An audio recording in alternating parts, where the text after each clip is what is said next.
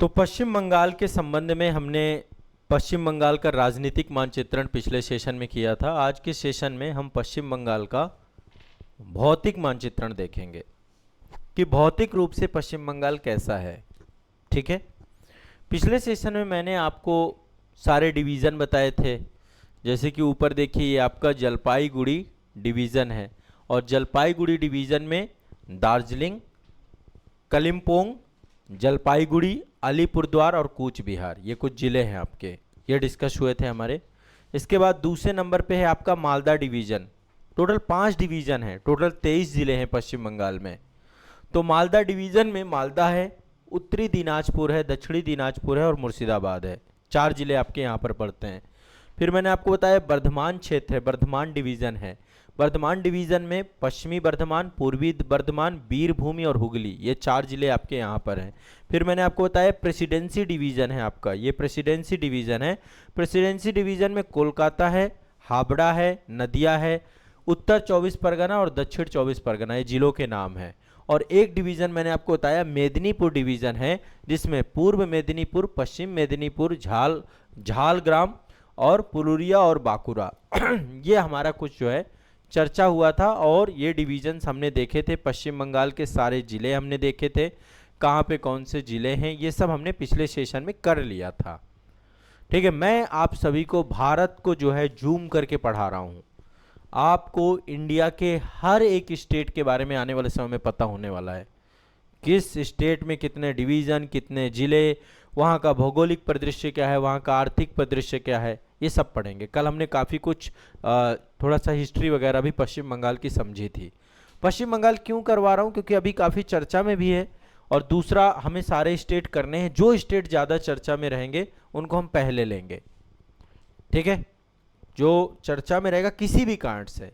अभी तो ये मैं स्थिति तैयार कर रहा हूँ आपका इंडियन ज्योग्राफी में, इसी तरीके से अभी हम वर्ल्ड ज्योग्राफी में भी करने वाले हैं। एक एक कंट्री उठाएंगे, उन कंट्री के बारे में भी जितना ज़रूरी होगा, जो इम्पोर्टेंट होगा उसे भी पढ़ेंगे। ठीक है, तो अब चलिए आज हम इसका फिजिकल मानचित्र ओपन कर लेते हैं। ठीक है, फिजिकल मानचित्र ये आप सभी के सामने है। देखिए यदि हम इसको भौतिक तौर पे विभाजित करें, भौतिक जो विभाजन होता है वो नेचर के द्वारा बनाया जाता है, हम नहीं बनाते, फिजिकल डिवीजन नेचर बनाती है। तो आप देखें पश्चिम बंगाल भौतिक तौर पे उत्तर में हिमालय है, ये आप देखिए ना हिमालय है, यहाँ पे दार्जिलिंग हिल आपकी दिख रही है, हिमालय का हिस्सा है। इसी पर टाइगर हिल है, दार्जिलिंग हिल है ना। यहाँ पर चाय की खेती बहुत ज़्यादा होती है। दार्जिलिंग बहुत खूबसूरत जगह है आपकी, पश्चिम बंगाल में लगती है और यहाँ सिक्किम के साथ ये जुड़ा हुआ है दार्जिलिंग वाला एरिया। यहीं पर ये शिवालिक पर्वत श्रेणी का भी मतलब पूरा कुछ एरिया, ईस्टर्न जो शिवालिक है, पश्चिमी शिवालिक पर्वत श्रेणी है, वो भी पश्चिम बंगाल में आती है। तो उत्तरी हिमालयी क्षेत्र, उत्तर मतलब ये पश्चिम बंगाल का तो उत्तर ही पड़ेगा ना, नॉर्थ एरिया पड़ेगा ना। तो उत्तर में नदर्न हिमालय रीजन है यहाँ पर। ठीक है, हिमालय का पूर्वी जो पर्वतमालाएं हैं, हिमालय की पश्चिमी पर्वतमालाएं तो जम्मू कश्मीर, हिमाचल प्रदेश और उत्तराखंड में पड़ती हैं। हिमालय का जो पूर्वी हिस्सा है, पूर्वी हिमालय है, शिवालिक हिमालय है, वो आपका यहाँ पर पड़ता है। ठीक है, ये आपको दिमाग में उठा के रखना है। यहाँ की जो सबसे ऊंची चोटी है उसका नाम है संदकफू, संदकफू, संदकफू हाईएस्ट पीक है पश्चिम बंगाल का, संदकफू, संदकफू 3636 मीटर की हाइट है आपकी। ये जो हिमालय वाला रीजन है, एक तो दार्जिलिंग वाला जिला जो आता है इसमें आता है और कलिम्पोंग वाला जिला आता है, ये दोनों जिले आते हैं और दोनों ही जिलों में चाय की खेती खूब होती है, चाय बागानों के लिए प्रसिद्ध है। यहाँ की जो जलवायु है वो चाय के लिए उपयुक्त होती है। ठीक है, बहुत उच्च स्तर की चाय, दार्जिलिंग चाय को जो है ज्योग्राफिकल इंडिकेशन, भौगोलिक संकेतक भी इसका प्राप्त है यहाँ पे। इसके बाद देखिए हिमालय के बाद, जो हिमालय के बाद का रीजन है, इसके बाद पर्वत पादीय क्षेत्र आता है जिसको हम बोलते हैं तराई रीजन, तराई रीजन जिसको हम दुआर्स भी कहते हैं। तो हिमालय की तलहटी आ जाती है, दलदली क्षेत्र आ जाता है, नम क्षेत्र आ जाता है और दुआर क्षेत्र को भूटान का प्रवेश द्वार भी कहा जाता है। ये जो भूटान क्षेत्र है ना, यहाँ से भूटान की बॉर्डर भी लगी हुई है पश्चिम बंगाल से। ठीक है, तो इसका प्रवेश द्वार भी द्वार को कहा जाता है। तो तराई रीजन है। इसके बाद तराई रीजन नमी युक्त क्षेत्र होता है, जहां पर नदियां अपना पानी लेकर के यहाँ पर आती हैं। यहाँ पे कई नदियां हैं। मुख्य नदी यहाँ पे देखिए उत्तर में तीस्ता नदी है आपकी। तो दूसरा है, पहला तो है उत्तर में हिमालयी क्षेत्र, इसके बाद है तराई रीजन। ठीक है, तराई रीजन के बाद आप यदि देखेंगे जो आपका पूरा का पूरा पश्चिम बंगाल है, ये मैदानी रीजन है। किसके द्वारा ये मैदान बनाया गया है? गंगा नदी के द्वारा मैदान बनाया गया है। गंगा का विशाल मैदान है। राज्य का सबसे बड़ा हिस्सा अत्यंत उपजाऊ जलोढ़ मिट्टी का क्षेत्र है। और ये आपको गंगा जो है इसको दो भागों में बांटती है। आप देखिए ऊपर देखिए, ये भी आपका प्लेन है और नीचे उत्तरी प्लेन है ये, और ये नीचे दक्षिणी प्लेन है। ठीक है, तो यहां पर मैदानी क्षेत्र है, गंगा के द्वारा डेवलप किया गया मैदानी क्षेत्र है गंगा का मैदान। उत्तर बंगाल का मैदान बोलते हैं और दक्षिण बंगाल का मैदान बोलते हैं। गंगा का उत्तर, ये उत्तर बंगाल का मैदान है और नीचे दक्षिण बंगाल का मैदान है। तो सबसे ऊपर क्या था? सबसे ऊपर था पर्वतीय क्षेत्र। ठीक है, उसके नीचे क्या था आपका? पर्वतीय क्षेत्र के नीचे तराई वाला रीजन। ठीक है, उसके नीचे क्या था आपका? ये उत्तर गंगा का मैदान है और इसके बाद ये है दक्षिण गंगा का मैदान। ठीक है, गंगा का जो डेल्टाई क्षेत्र है ना, वो भी इसी मैदान में ही अवस्थित है। गंगा का जो डेल्टा बनता है आपका इसी मैदान क्षेत्र में। गंगा के बारे में आप सभी जानते हैं, गंगा पश्चिम बंगाल में प्रवेश करती है और प्रवेश करने के बाद पश्चिम बंगाल से ही दो भागों में विभाजित हो जाती है। मालदा के पास में, मालदा रीजन में, मालदा डिवीजन है आपका ये। एक ब्रांच इसकी नीचे आ जाती है जिसको हम हुगली कहते हैं, और एक ब्रांच ये आप देखिए यहाँ से, ये मानचित्र में आपको स्पष्ट हो जाएगा। देखिए एक डिवीजन ये गंगा की जा रही है और ये प्रवेश कर जा रही है बांग्लादेश। एक डिवीजन यहाँ से जो है आपका, ये हुगली रीजन है आपका, हुगली नदी है। इसमें बहुत सारी सहायक नदियां हैं, है ना। अजय नदी है, अजय रिवर है, दामोदर। अभी रिवर्स के बारे में हम बात करेंगे, कौन कौन सी रिवर्स यहाँ पर बहती हैं। नदियां बहुत सारी हैं पश्चिम बंगाल में भी। दामोदर नदी को पश्चिम बंगाल का शोक कहा जाता है। ठीक है, दामोदर नदी को पश्चिम बंगाल का शोक कहा जाता है। तो उत्तर बंगाल का मैदान गंगा के उत्तर का हिस्सा, दक्षिण बंगाल का मैदान गंगा के दक्षिण का हिस्सा। इसके बाद है पश्चिमी पठारी क्षेत्र, वेस्टर्न प्लेट्यू क्षेत्र आपका, पश्चिमी पठारी क्षेत्र। यहाँ पर ये देखिए, ये आपका हिस्सा जो है इसका पश्चिम का एरिया है। यहाँ पर अपलैंड एरिया है जिसको हम पठारी क्षेत्र कहते हैं। यहाँ पर पठारी क्षेत्र, थोड़ा सा उठा हुआ क्षेत्र है। ये क्षेत्र लगा हुआ है छोटा नागपुर पठार से। छोटा नागपुर पठार कहाँ है? झारखंड में। उसी का विस्तार है यहाँ पर, और यहाँ पे कई सारी रेंज पाई जाती हैं। छोटा नागपुर पठार का पूर्वी हिस्सा पश्चिम बंगाल में अवस्थित है, फैला हुआ है। पश्चिम बंगाल का पुरुलिया जिला, बांकुरा जिला, झाड़ग्राम जिला, इन सभी जिलों में अपलैंड एरिया है। ये पूरा का पूरा क्या है आपका? अपलैंड एरिया है, पठारी क्षेत्र है। यहाँ की मिट्टी लाल है, शुष्क क्षेत्र है, ज़्यादा खेती किसानी यहाँ पर नहीं होती। लेटराइट लाल मिट्टी यहाँ पर पाई जाती है। तो मैंने आपको क्या क्या बताया? सबसे उत्तर में क्या है यहाँ पर? ठीक है, पर्वतीय क्षेत्र, उत्तर का पर्वतीय क्षेत्र। उसके बाद तराई वाला क्षेत्र, दुआर यहाँ पर पाए जाते हैं। उसके नीचे जो है उत्तर गंगा का मैदान, दक्षिण गंगा का मैदान, पश्चिम का पठारी क्षेत्र, पठार यहाँ पर पाया जाता है। ठीक है, इसमें कोई दिक्कत तो नहीं है, आसानी से समझ में आ रहा है। ठीक है, मैंने आपको कुछ जिले भी बताए। सबसे नीचे आपका है सुंदरवन का डेल्टा, ये वाला क्षेत्र आप देखिए, मेदिनीपुर प्लेन वाले के नीचे यहाँ पर ये है सुंदरवन का डेल्टा। ये भी आपका एक जो है भौगोलिक उच्चावच है। दक्षिण में गंगा ब्रह्मपुत्र नदियों का डेल्टा भी कहा जाता है इसको। मेघना नदी देखिए सबसे लास्ट में, देखिए यहां से गंगा प्रवेश करती है बांग्लादेश, उसका नाम हो जाता है पद्मा। पद्मा मिलती है जमुना से। जमुना कौन है? ब्रह्मपुत्र। ब्रह्मपुत्र जब प्रवेश करती है पश्चिम बंगाल बांग्लादेश में तो उसको जमुना बोलते हैं, यमुना नहीं जमुना। जमुना और पद्मा का संगम होता है, संयुक्त धारा पद्मा कहलाती है। तभी मणिपुर के पास से एक नदी आती है जिसका नाम होता है बराक नदी, उसी को दूसरा नाम हम मेघना नदी भी कहते हैं। जब वो गंगा में मिलती है तो नदी का नाम हो जाता है मेघना, और मेघना ही डेल्टा बनाती है यहाँ पर। पद्मा और मेघना की ही संयुक्त धारा डेल्टा बनाती है। तो ये पूरा का पूरा गंगा ब्रह्मपुत्र मेघना का डेल्टा है। दुनिया का सबसे बड़ा मैंग्रोव वन यहीं पाया जाता है। रॉयल बंगाल टाइगर का प्राकृतिक आवास क्षेत्र है आपका ये। ठीक है, तो प्रशासनिक सुविधा के तौर पे 5 मंडलों 23 डिवीजन में इसको डिवाइड किया गया है। भौतिक तौर पे इसको मैंने कितने भागों में डिवाइड किया, पहले उत्तर का पर्वतीय क्षेत्र, फिर तराई वाला रीजन, दुआर्स क्षेत्र, फिर उत्तरी गंगा का मैदान, दक्षिणी गंगा का मैदान, पश्चिम का पठारी क्षेत्र और ये सुंदरवन का डेल्टाई क्षेत्र दक्षिण वाले रीजन पे।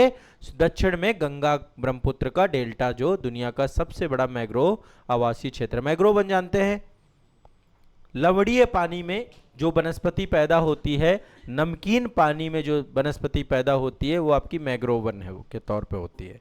ठीक है, तो ये कुछ जनरल बातें थी इसके बारे में। कुछ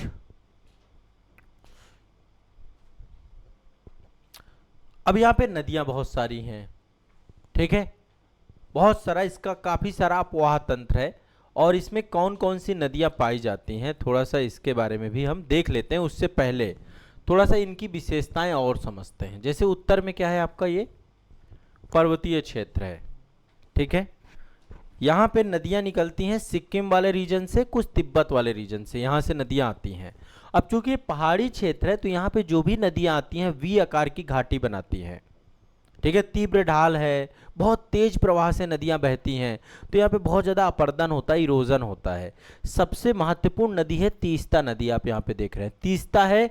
एक नदी यहाँ पर और है जिसका नाम है तोरसा नदी। तीस्ता और तोरसा, एक और नदी है जलढाका नदी। ये 3 नदियां यहाँ पर आप लिख लीजिए, जान लीजिए। देखो अब इतना डीप में जाके नहीं आपको कभी पता चलेगा। आप बड़ी बड़ी नदियां देखेंगे, मैं आपको ऐसी नदियां याद करा दूंगा जो आपने कभी जीवन में सोची नहीं होंगी। ठीक है, ये 3 नदियां हैं। ठीक है, एक नदी है तीस्ता नदी, दूसरी है जलढाका नदी, तीसरी है आपकी तोरसा नदी। ठीक है, तीस्ता सबसे प्रमुख नदियों में से एक है, बाद में जाकर ये भी किसमें मिल जाती है, ब्रह्मपुत्र नदी की सहायक नदी है तीस्ता। ब्रह्मपुत्र नदी का हिस्सा बनती है तीस्ता जाकर के। और ये सनकोशा नदी है, सनकोश नदी। सनकोश नदी आपकी असम में बहती है, असम और पश्चिम बंगाल की बॉर्डर बनाती है सनकोश नदी। ठीक है, तो सनकोश आपका 4 नदियां यहाँ पर आपकी मेन नदियां आपके यहाँ पे बह रही हैं, तीस्ता, तोरसा, जलढाका और सनकोश नदी। कोई दिक्कत? ये तो पर्वतीय क्षेत्र में बहने वाली चारों नदियां हैं।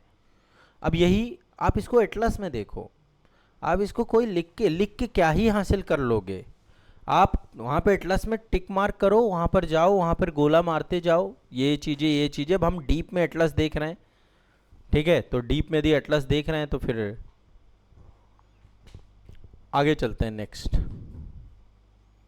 प्रमुख नदी यहाँ पे कौन सी है, तीस्ता नदी। तीस्ता को लेकर के बांग्लादेश के साथ पश्चिम बंगाल का बहुत लंबे समय काल से विवाद भी चल रहा है। ठीक है, इसके बाद अगला रीजन है आपका ये दुआर्स रीजन, तराई वाला रीजन, दुआर्स वाला रीजन। पहाड़ों के नीचे उतरते ही नदियां जो है भाबर क्षेत्र बनाती हैं। भाबर क्षेत्र मतलब पहाड़ों से बड़े बड़े बोल्डर्स लेकर के आती हैं और भाबर रीजन में नदियां विलुप्त हो जाती हैं। ठीक है, इसके बाद नदियां पुनः प्रकट होती हैं, कहाँ पर, तराई रीजन पे, मैदानों में प्रवेश करती हैं नदियां। तो यहाँ पर क्या होता है, ढाल कम हो जाती है, नदियाँ अपने साथ लाए हुए कंकड़ पत्थर गाद को यहीं पर जमा कर देती हैं। नदियाँ अक्सर यहीं पर अपना मार्ग बदल देती हैं। बरसात के समय भीषण बाढ़ आती है इस जगह पर, तराई वाले रीजन पे पानी ही पानी हो जाता है। ठीक है, तो ये वाला रीजन पे बहुत सारी नदियाँ हैं, लेकिन ये तराई रीजन है आपका। इसके बाद यहाँ पर नीचे चलते हैं, ये पश्चिम का पठारी रीजन है। ये आप देखिए, ये पूरा पठार रीजन है। यहाँ पर ये छोटा नागपुर पठार का हिस्सा है। छोटा नागपुर पठार का बड़ा हिस्सा कहाँ पर है, झारखंड में। ठीक है, यहाँ पे कौन कौन से जिले आते हैं, पुरुलिया जिला, बांकुड़ा जिला, झारग्राम जिला, ये जिलों में आपका जो है पूरा का पूरा क्षेत्र है।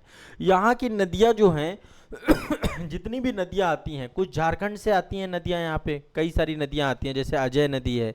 तो ये नदियाँ कठोर चट्टानों से होकर के बहती हैं। ये जितनी भी नदियां हैं मानसूनी नदियां हैं। जब बारिश होती है तो इनमें पानी होता है, गर्मी के दिनों में लगभग सूख जाती हैं। ठीक है, 4 महीने इनमें पानी होता है। कौन कौन सी नदी है यहाँ पे प्रमुख पे, एक तो है दामोदर नदी, एक नदी है आपकी दामोदर नदी। हाँ, एक मिनट एक मिनट, मैं सारी नदियाँ एक एक करके बताता हूँ। ऊपर से देखिए, यहाँ पर है दामोदर नदी, ये आप देख रहे हैं। दामोदर नदी के साथ एक प्रॉब्लम है, हुगली में जाके मिल जाती है। ये आपकी हुगली नदी है, ये आपकी हुगली नदी है और इसमें दामोदर मिलती है।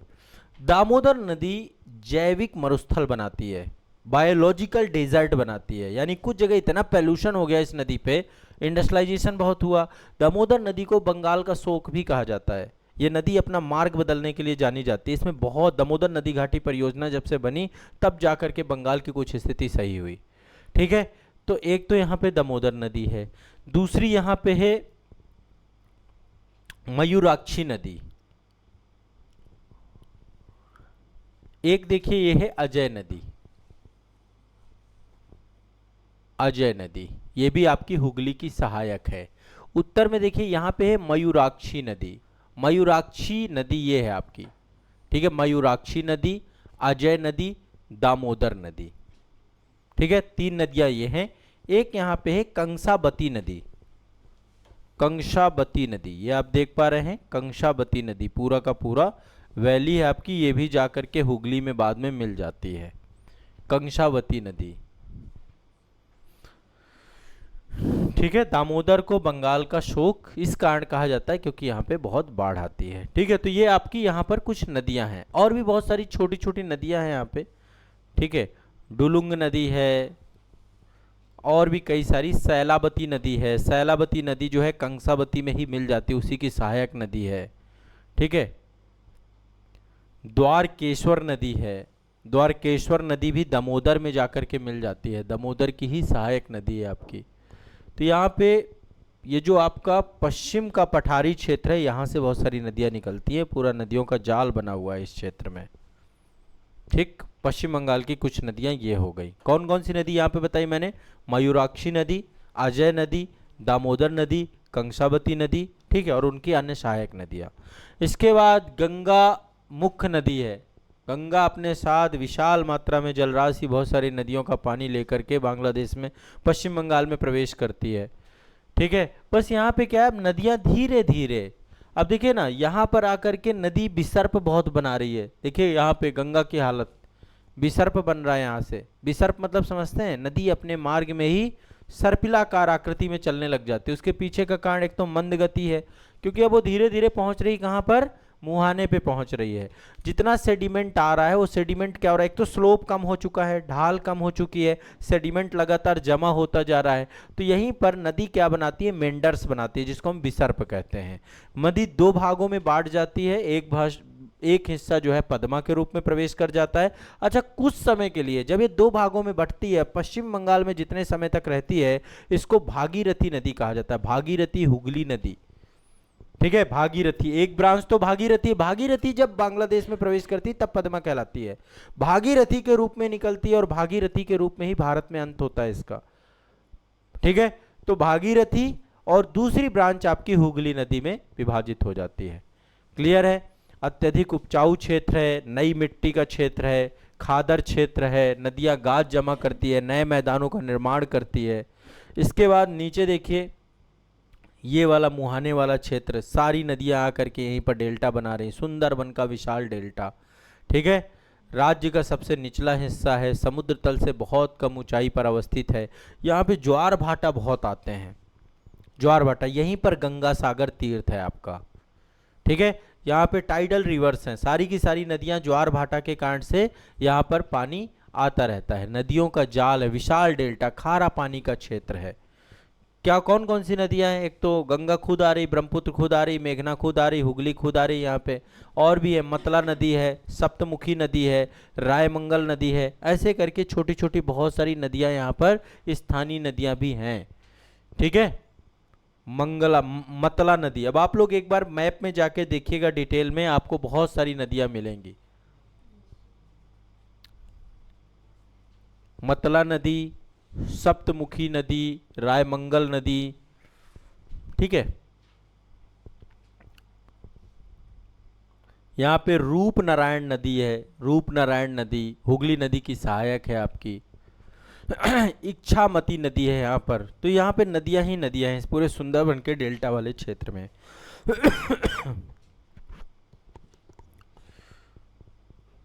तो ये आपका इसका भौतिक विभाजन के तौर पे आप इसको देख सकते हैं। क्लियर है, स्पष्ट है। मुख्य नदी कौन सी है? गंगा और हुगली नदी प्रणाली पूरा का पूरा आपका राज्य की मुख्य नदियों के तौर पे देख सकते हैं, क्योंकि जितनी भी नदियां हैं सब हुगली में आके मिल रही हैं। ठीक, हृदय और आत्मा कहा जाता है भागीरथी और हुगली नदी को। कलकत्ता बंदरगाह आपका इसी पे अवस्थित है। आप देखिए ये हुगली नदी है, हुगली नदी के किनारे ही आपका कलकत्ता अवस्थित है। मैं एक बार उसमें दिखाता हूँ आपको मानचित्र में।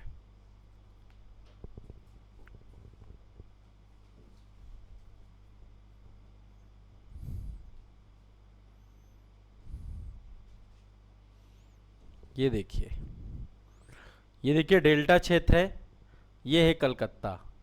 एकमात्र इनलैंड पोर्ट है आपका भारत का ये कलकत्ता जो है। जितने भी जहाज वगैरह हैं सब यहीं से होकर के जाते हैं आपके।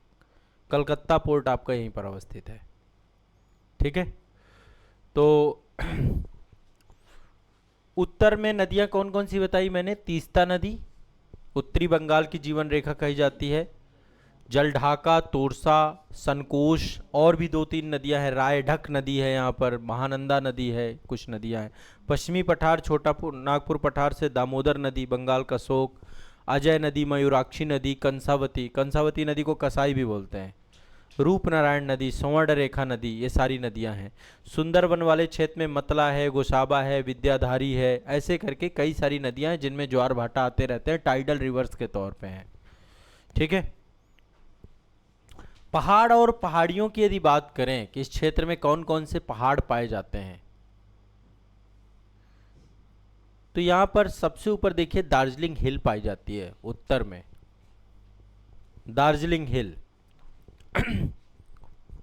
पर्वत श्रृंखला, मुख्य पर्वत श्रृंखला है। यहां पे एक जगह है, यहीं से कंचनजंगा शिखर भी दिखता है। जब कभी आप दार्जिलिंग जाएंगे तो यहां से कंचनजंगा कहां पड़ता है? सिक्किम में।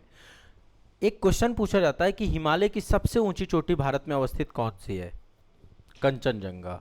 हिमालय पर भारत की सबसे ऊंची चोटी कौन सी है जो हिमालय पे अवस्थित है? वो कंचनजंगा है। ठीक है, अच्छा भारत की सबसे ऊंची चोटी कौन सी है? केटू गाडविन। लेकिन केटू गाडविन हिमालय की चोटी नहीं है, वो ट्रांस हिमालय की चोटी, वो काराकोरम में अवस्थित है। ठीक है, अच्छा सबसे ऊंची चोटी कौन सी है?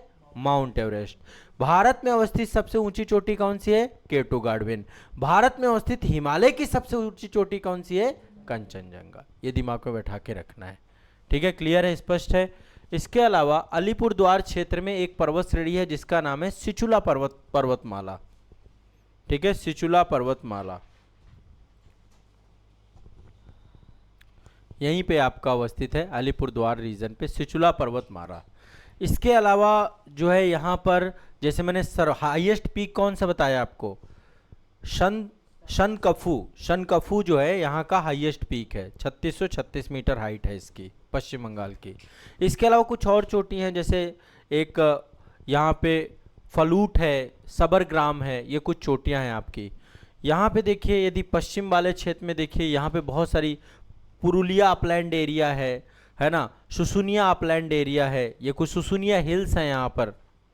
ठीक है, अयोध्या हिल्स भी यहीं पर पाई जाती हैं, सुसुनिया हिल्स, अयोध्या हिल्स, जो है यहाँ पे पंचेत हिल्स भी पाई जाती हैं, पंचेत हिल्स, सुसुनिया हिल्स, ये सब पहाड़ियाँ हैं। बिहारी नाथ की पहाड़ियाँ भी बांकुड़ा जिले में पाई जाती हैं। ठीक है, तो ये आपको दिमाग में बैठा के चलना है। ये कुछ पर्वत मेलिया अपलैंड एरिया ये भी पश्चिम बंगाल में पाए जाते हैं। तो ये आपका जो है पश्चिम बंगाल, मुझे लगता है कि मैंने ओवरऑल आपको इसका पॉलिटिकल मानचित्र और फिजिकल मानचित्र जितना ज़रूरी था, जितना आप जानना चाहिए आप लोगों को, उतना मैंने आपको यहाँ पे बता दिया। ठीक है, चलिए आगे यदि और ज़रूरत पड़ेगी तो एक सेशन और ले सकते हैं कि भाई कुछ और इम्पोर्टेंट फैक्ट मुझे लगते हैं जिससे आपको मदद मिलेगी। जैसे यहाँ पे जूट की खेती बहुत होती है, जूट उत्पादन में नंबर 1 है, चावल उत्पादन में नंबर 1 है, चावल और जूट की खेती बहुत यहाँ पर बड़े स्तर पे होती है। ठीक है, चलिए।